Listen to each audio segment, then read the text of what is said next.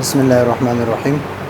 آج کا ہمارا سبق ہے زاد الطالبین، 3 نمبر سبق ہے الباب الاول فی جوامع الکلم و منابع الحکم والمواعظ الحسنہ۔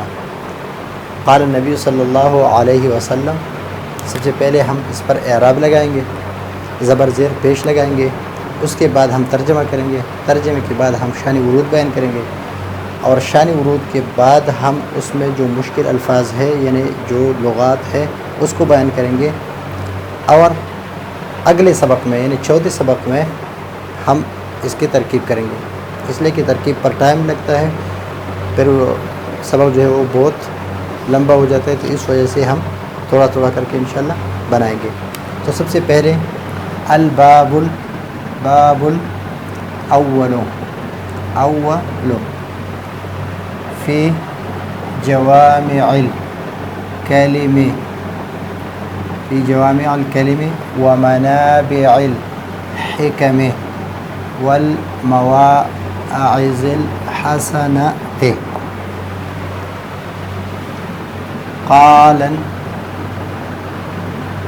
النبی صلی اللہ علیہ وسلم انما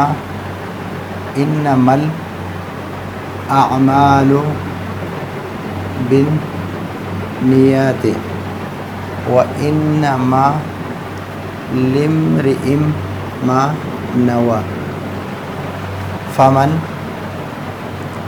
كانت هجرته إلى الله ورسوله فهجرته إلى الله ورسوله ومن كانت هجرته إلى الدنيا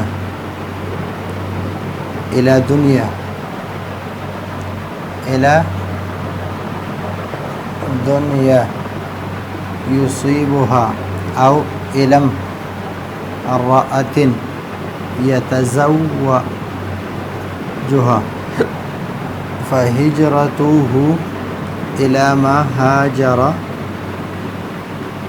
إليه۔ رواه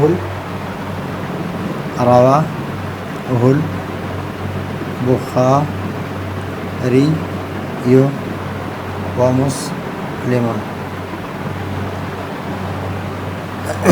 ومسلم۔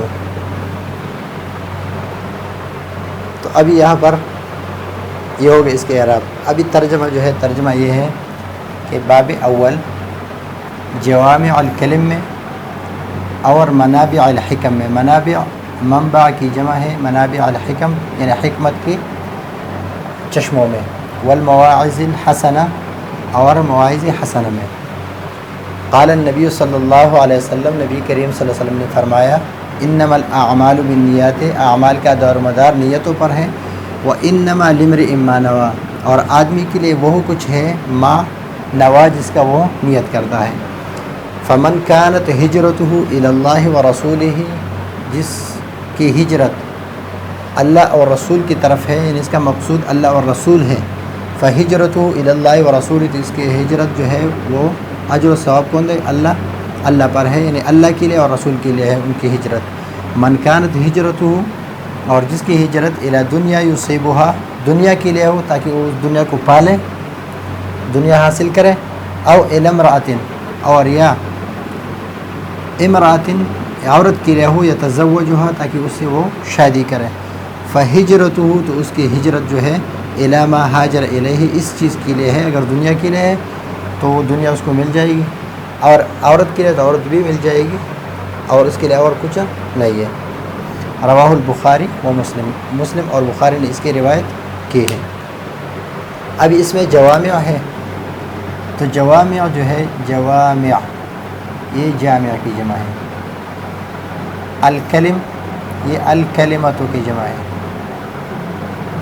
جوامع الکلم وہ الفاظ ہے جو الفاظ جس کے یعنی وہ ہے جس کے الفاظ کم ہو اور معانی زیادہ ہو، اور اس میں اس حدیث کی طرف اشارہ ہے، اس حدیث کے الفاظ کی طرف کہ اعطیت جوامع الکلم ونصرت بالرعب. منابع منبع کی جمع ہے. منبع کہتے ہیں چشمے کو. منبع منبع منبع.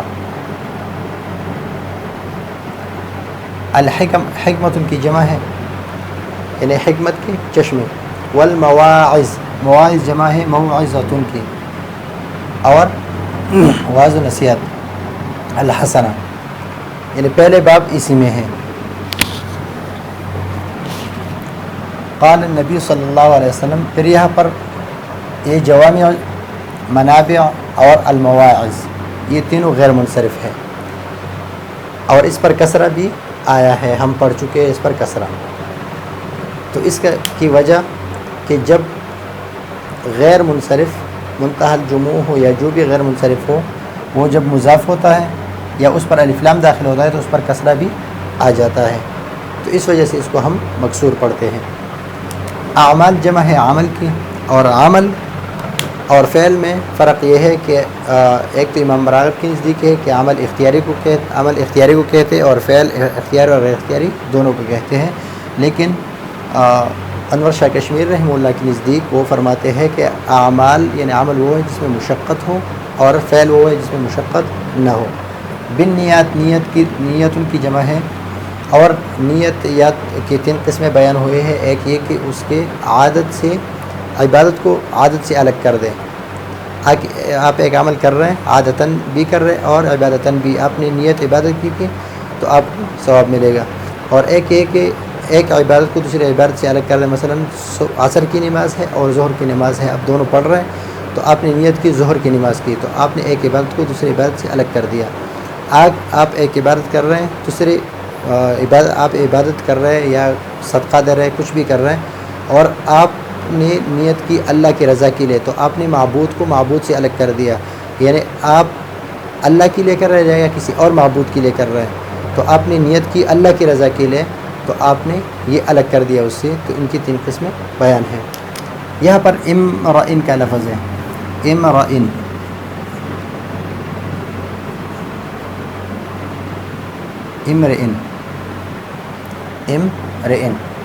تو اس میں یہ را جو ہے را پر کون سے اعراب پڑھنے ہیں. اس میں 3 لغت ہے. ایک لغت یہ ہے کہ حمزہ کی جو اعراب ہے اگر حمزہ پر زیر ہے تو را پر ہم کیا پڑھیں گے زیر پڑھیں گے. اگر حمزہ پر زبر ہے تو را پر ہم زبر پڑھیں گے. اگر حمزہ پر پیش ہے تو را پر ہم پیش پڑھیں گے. یہ صحیح لغت یہی ہے.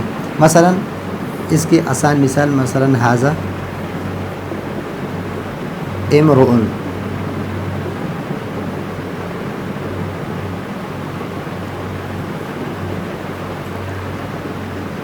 رأيت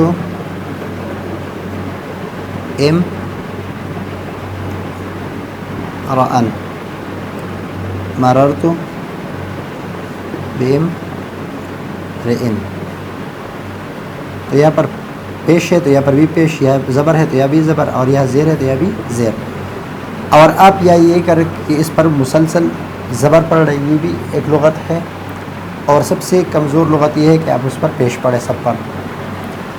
ما نوا ہجرت ترک کرنے کو کہتے ہیں. اور یہاں پر ہجرت سے مراد اصطلاحی یعنی شرعی معنی مراد ہے کہ اپنے وطن اصلی کو چھوڑ کر دوسرے وطن چلے جانا اللہ کی رضا کے خاطر. یتزوج یصیب ہو اصاب یصیب اصابتاً کہ یعنی پا لینا یا حاصل کر لینا.